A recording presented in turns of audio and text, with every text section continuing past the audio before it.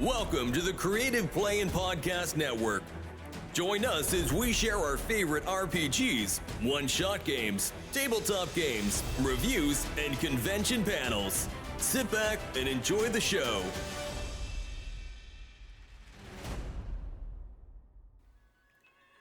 Hi, this is Kelly, aka Trixie from Ragnarok and Roll, a Scion to Ragnarok story, and Tilda Wimblewick from D&D Journey of the 5th Edition. First off, I would just like to say thank you to everyone for listening to our varied adventures, as well as for rating us on iTunes and RPGpodcast.com. If you haven't rated us yet, we would greatly appreciate it if you could. And if you're looking for more ways to support our efforts, we are now on Patreon, a great site where you can help us continue making more podcasts, as well as some special surprises for our patrons. If you can, please look us up at www.patreon.com/cppn. Every little bit helps. And again, thank you for listening. Hey guys, Jim here, And Kelly.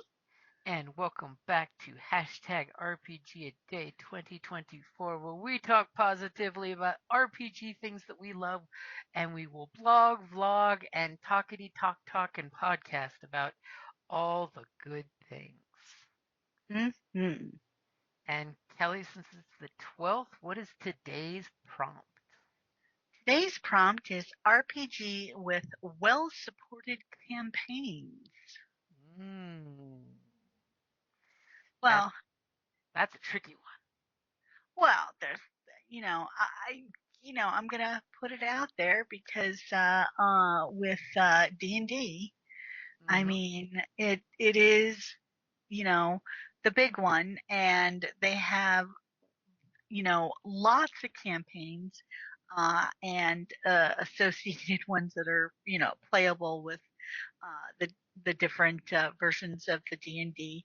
But even back in the day, where you, unless of course you're doing the Tomb of Annihilation, yet no. They are the gets out of that industry one. standard. I mean, Yeah. they invented the campaign practically. Exactly. So, and like you'll go into a store and I'll see one of the booklets, from back in the day, and I'm like, oh my god, I remember that campaign. Oh, the Tomb of Elemental Evil, Oh, or the Temple of Elemental Evil. Excuse me, the Tomb of Elemental. The different, different ones. It was, I mean, they were well supported because they were the only ones. I mean, at the time, but now. Kidding? From a GM point of view, in the starter city for Temple of Elemental Evil, every NPC in that starter town has something in their pockets for being picked. That's how detailed they filled it out.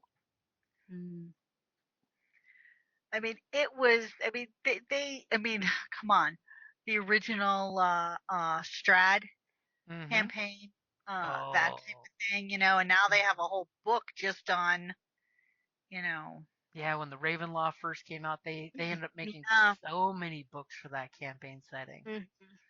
But I mean, I remember playing the original one. Yeah, most of my characters died. I mean, it's Strahd. I mean, sadly, that setting is a very, very deadly one. Yeah. I remember we were scarred by, the vampires.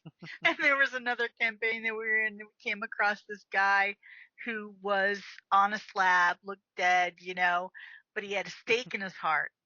So, somehow we got to pull out the stake. Sure enough, they pulled out the stake. He started to revive. Put it back, put it back. And it's like, we kept doing that. Turns out the guy was under a curse. And it was like, yeah, it's like, the curse of Strahd.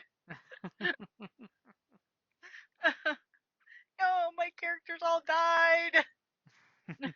But they all died in interesting ways, I'm sure. Yeah, like my dwarf, because I was young. I was very young.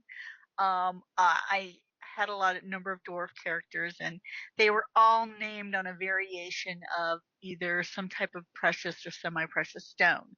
So I remember Diamond died. Oh yeah, talk about splat from very high height. Yeah, there was. Ooh. He went squish like grape. I was like, ah, all right, here's the backup character. I mean, that is the beauty of Ravenloft. A cloud of fog passes by, and a new PC comes walking out. Yeah.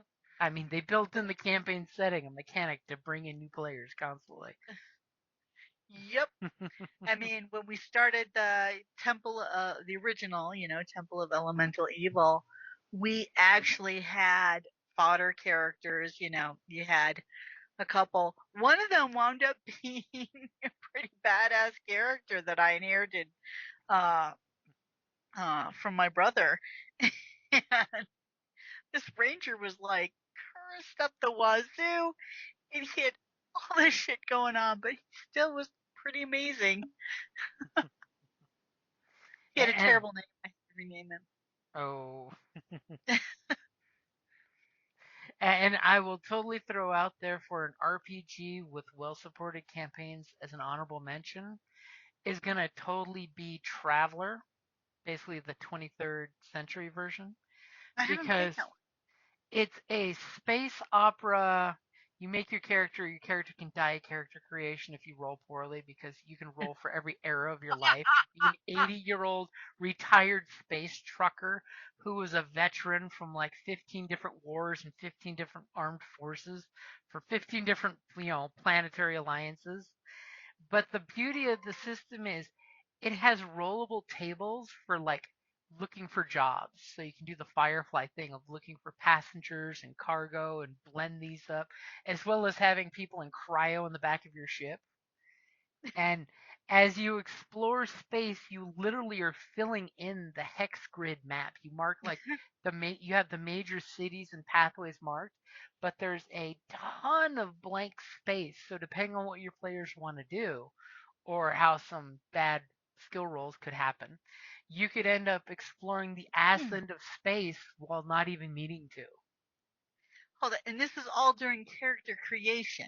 No, no, this is actually in the campaign I'm talking about. Well, In character, how how do do they die in character creation? well, in character creation, you basically will say, okay, I spent 4 years as a colonial marine. And then you roll dice to see how many skills you learned and how that went.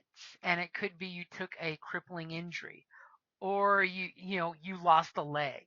Okay, so there's some negatives for your character sheet. Hopefully you by the end have the money to buy a synthetic leg because if not you're wobbling around on crutches. And you choose to keep pushing your character's experience and background. And you can make a character that is completely unplayable because you kept rolling poorly. It could be that you're wanted for something you did. It could be that one of the ways to buy your ship is to actually do service in the military, and you got the ship as part of your service, so the government bought you your ship, and you only owe them a little bit of money for the ship. The character generation is very complicated in Traveler. And it gets even more complicated of which campaign books you decide to bring in. Oh, I think you and Christopher discussed this one once. Mm-hmm. Yep, and you can totally make a character if you keep pushing, and if you roll poorly, basically you died, and you have to start over. Lordy. Mm-hmm. Because on a lot of the tables, it'll say go to table so and so, but you're minus 40% on the roll. So you're like, oh god, unless I roll really high, I've lost this character.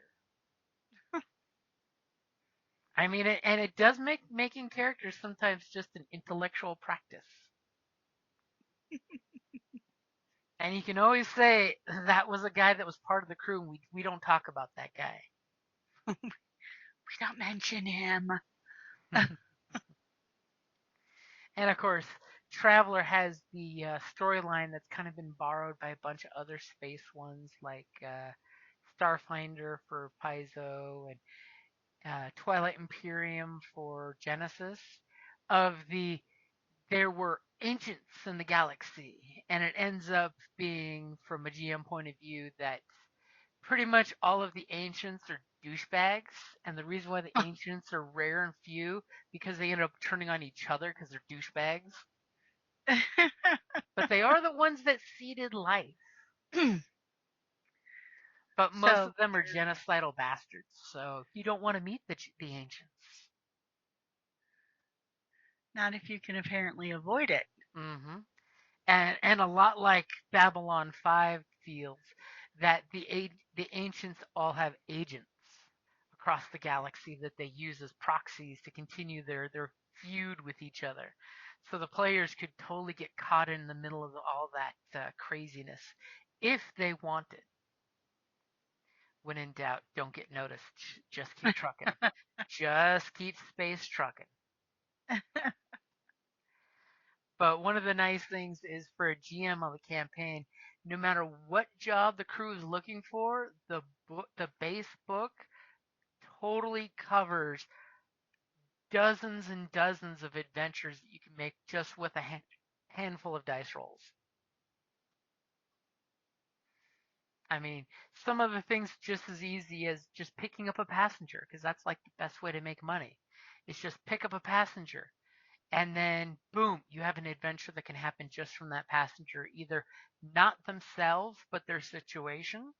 Or even if you pick up the passenger and you put them in cold storage, because that's the cheapest form of transport, is to put yourself in cryo. Because you have them in your ship in cryo, something could happen because maybe they're a princess who's a runaway bride. Or maybe they're a deposed leader who's on the run and he's totally using your ship's cryo as a place to hide out, go on the lam and take, chill his boots, so to speak, so nobody knows where he's out. Think about it. Yep. I hire your crew to take me on a round trip in cryo. I'm really on the lam, but you're taking my credits. Not much of a view. Nope. But when players make their ship in Traveler, it's even more insane because you have a certain number of points to actually build your ship. So it could be a giant, massive transport like Nostromos. It could have nothing but cryo berths in it and a little bit of storage, or it could be something fast and a search and rescue vehicle. All kinds of cool campaigns can be made out of that one book. And by the way, for you GMs out there, if you're playing Star Wars or Twilight Imperium or any other space opera, you can totally file the serial numbers off the book there. I won't admit that I've used third edition Traveler book for resource material sometimes. Roll a bunch of random dice and let it percolate into a campaign. Just saying. I mean, they've got one book for mercs that's really good if you're looking to have a space merc team of coming up with jobs on the fly. You admit to nothing. I admit to nothing. Alrighty, guys. I think we have well supported the RPG a day for RPG with well supported campaigns.